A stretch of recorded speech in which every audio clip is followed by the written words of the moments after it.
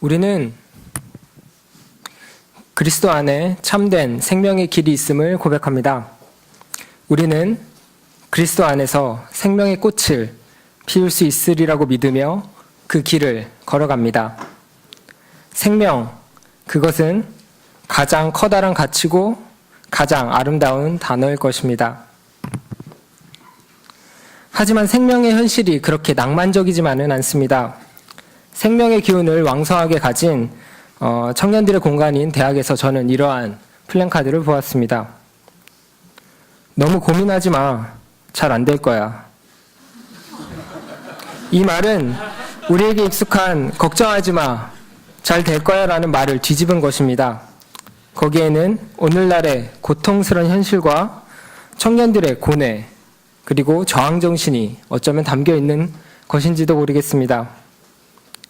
생각해보면 현실을 살아가는 모든 생명에게서 고난을 발견할 수 있습니다.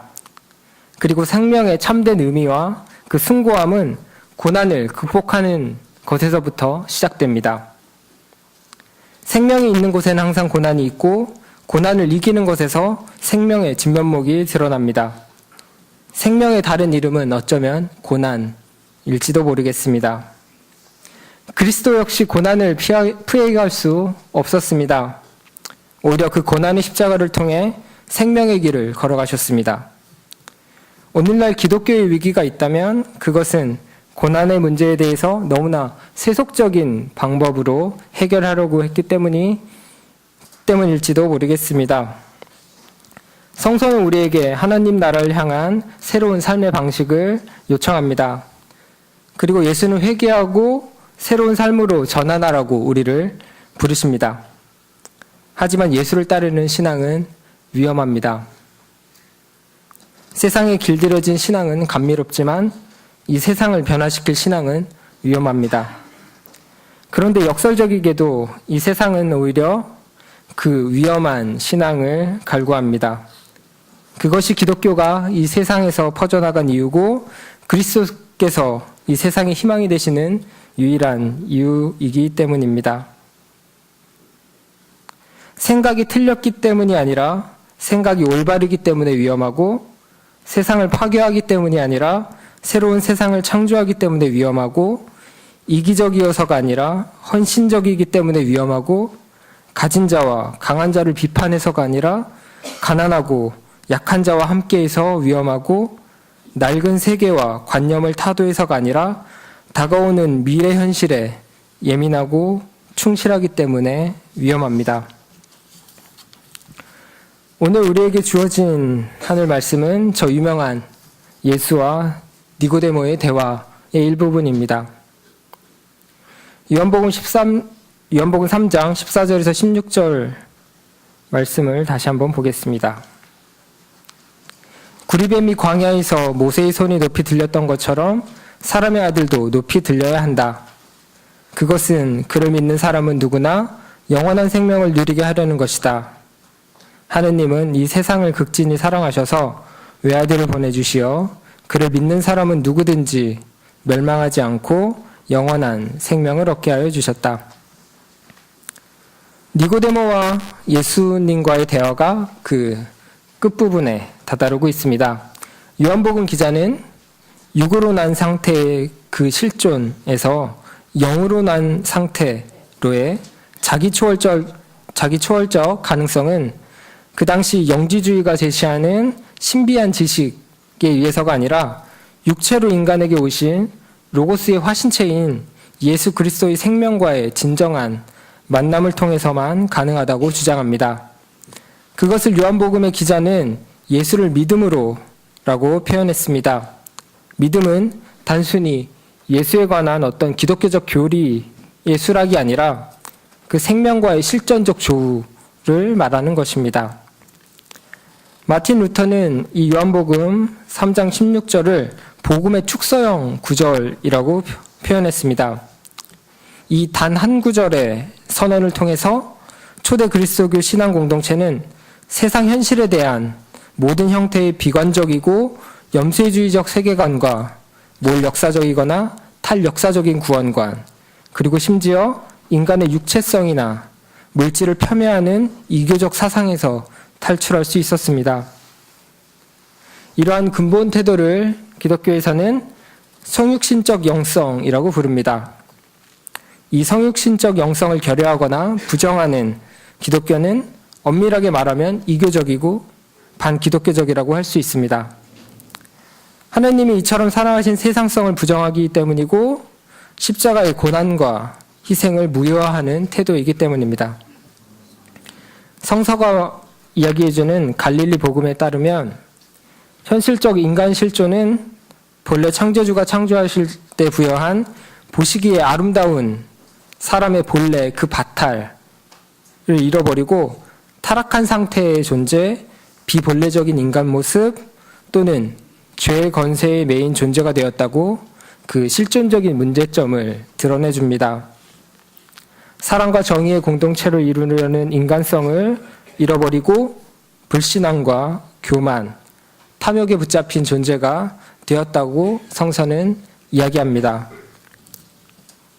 마틴 루터는 이 인간성 안에 깃들어 있는 이 근원적 병증이 너무나 심각해서 도덕적 자기 반성이나 자기 수양의 힘만으로는 그 온전한 치유가 불가능하다고 자신의 선험적인 경험을 통해서 정직하게 고백합니다. 그래서 사람의 본래적 바탈을 회복하기 위해서는 아래로부터는 인간 자신의 반성, 참회, 수행과 선의 실천 노력, 그리고 위로부터 오는 성령의 역사, 그리고 약동하게 하는 그 거룩한 바람이 필요하다고 보며 그것을 새롭게 재창조하시는 성령의 감화, 물과 성령으로 거듭나는 것이라고 표현하고 그리고 고백하고 있습니다.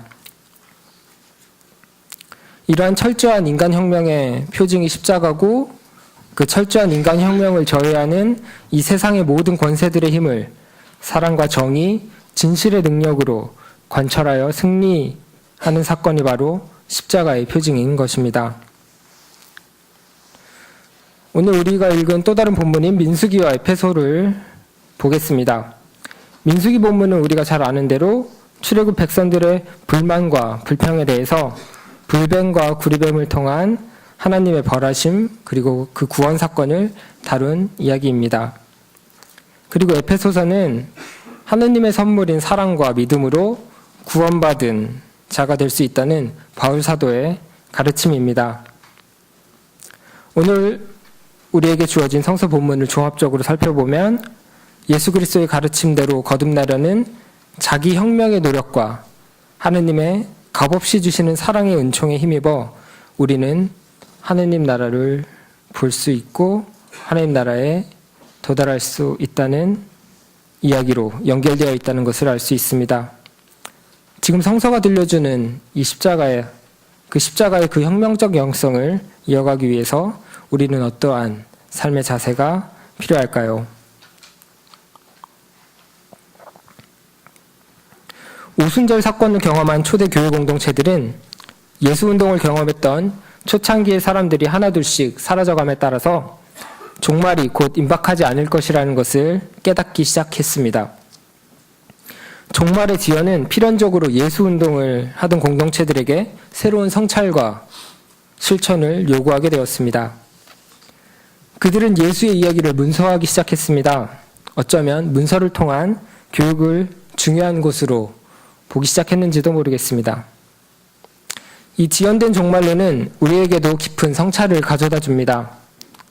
하느님 나라 운동은 단 한순간에 불살라지는 운동이 아니라 우리의 전 생애를 통해서 이루어지는 것임을 새삼스럽게 다시 돌아봅니다.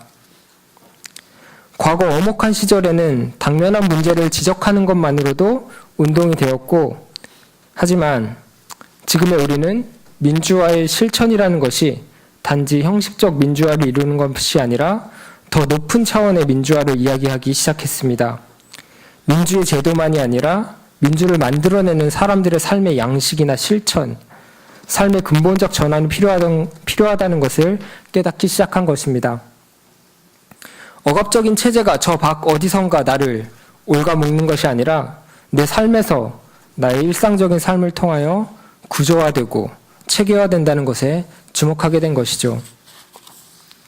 이러한 점에서 향린의 청년들은 자신들의 삶 전체를 사회와 관련시켜서 성찰하고 새로운 삶의 방식에 대해 그리고 일상의 새로운 구성을 꿈꾸는 그런 장구한 변혁을 이야기해야만 합니다.